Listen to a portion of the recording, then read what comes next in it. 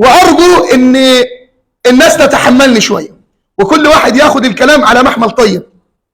انا في هذا المكان مجرد داعيه الى الله، لا بزكي نفسي ولا انا مقصر زي اي حد. كل واحد ياخد الكلام بمحمل طيب، بمحمل النصح. فالنبي علمنا الدين النصيحه. قلنا لمن يا رسول الله؟ قال لله ولرسوله ولأئمة المسلمين وعامتهم.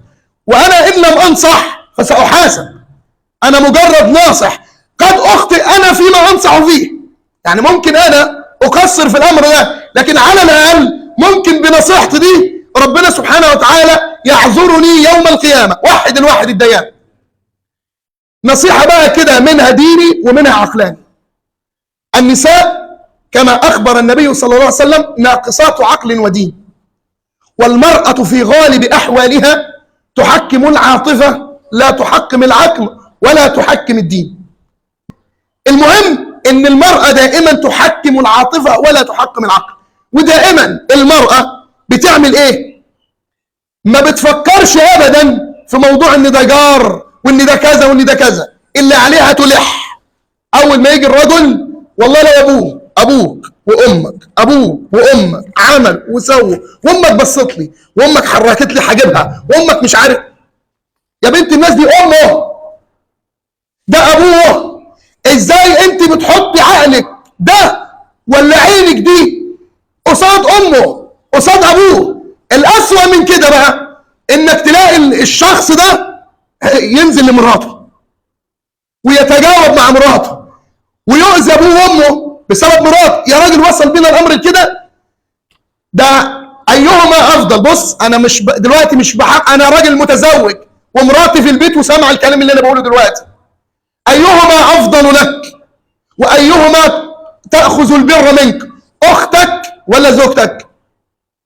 اختك قولا واحدا شرعا. اختك لها الاولويه. طب اختي فيها وفيها وفيها وفيها وما بتودنيش، لك ان تبرها وان لم تبرك. مين فيكم راجل؟ ده البنت بتستنى دخلة اخوها عليها ولو بالسنه. لكن ان انا اجي على اختي واجي على ارحامي عشان خاطر زوجتي، معلش يعني انا عن نفسي شخصيا ارى ان الشخص اللي يؤذي اهله بسبب زوجته هو ليس عنده من الرجولة شيء. وده بالبلدي كده زوجته اصبحت هي الحاكمة والمتحكمة. طيب لما بنيجي في اذى الجيران بقى وزوجته تقعد تقول له واحد واثنين وثلاثة. الجار ده بص خلي بالك، الجار اللي هي بتحكي عليه ده كافر كافر، وزوجتك عمالة تحرضك ما تسمعش كلامها. خليك انت الشخص الغلاب.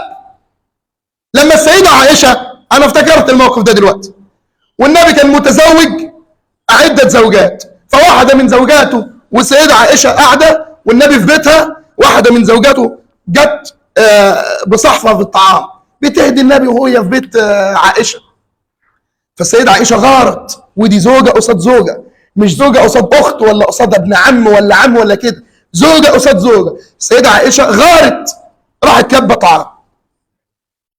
السيدة عائشة عشان واحد يقول لك لا لا لا بص أنا مراتي ما يختلفش عليها اثنين، ده أنا مراتي متربية في الحرمين. لا يا حبيبي، دي السيدة عائشة كبت الطعام.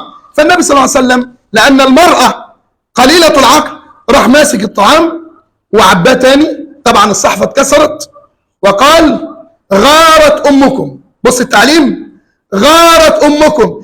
عايز يقول لها دي من الغيرة بتاعتك، بس مش كده، بأسلوب ذكي بقى. غارت أمكم يبقى معنى كده ان ما تعمليش كده تاني من باب الغيرة، لكن بباب نصح وأدب. فقال غارت أمكم وأبدلها بصحفة أخرى وأعادها إلى زوجته الأخرى. ده في تفضيل زوجة على زوجة ولا من باب التعليم والنصح؟ فقال غارت أمكم. في مرة تانية زوجة وسط زوجة. السيدة عائشة في شك إن أحب أزواج النبي إليه السيدة عائشة؟ أكتر واحد أحبها النبي، وكل زوجات النبي يعلمن بذلك، لدرجة إن النبي صلى الله عليه وسلم كانت أزواجه تيجي الزوجة تقول لا أنا يومي هدية مني لك أن تبيت عند عائشة. أنت فاهم؟ ومن الحب ده وعلى الرغم من الحب ده السيدة عائشة بتقول له يا رسول الله حسبك من صفية كذا وكذا. السيدة صفية زوجتك دي قصيرة، أنت واخد بالك؟ مش دلوقتي تلاقي الجارة تقول إيه بص ده مبعجارة، ده بتمشي مش عارفه تمشي، ده رجلها بتلف على بعضها، وجوزها قاعد يضحك ومبسوط من الكلام. والله العظيم اقسم بالله احنا ما عارفين هنتحاسب على ايه ولا ايه. فالسيده عائشه بتقول له يا رسول الله حسبك من صفيه كذا وكذا. قال يا عائشه لقد قلت كلمه، الكلمه اللي انت قلتيها دي لو مزجت بماء البحر، اختلطت بميه البحر لغيرته ولأنتنت طعمه. يا راجل البحر اللي انت بتنزل فيه لو جبت منه كوبايه ميه وحطيتها في قروانه عندك هتلاقي طعم الميه زي ما هو بتاع البحر موجود. يقول لك لغيرته ولأنتنت طعمه. ليه؟ لأن الكلمه في الغيبه والنميمه. ختام الامر ده بكلمه بسيطه: كن رجلا في بيتك، احكم بيتك وخليك راجل. والنصيحه لي اولا: احكم بيتك وخليك راجل، ما تبقاش المراه هي المتحكمه.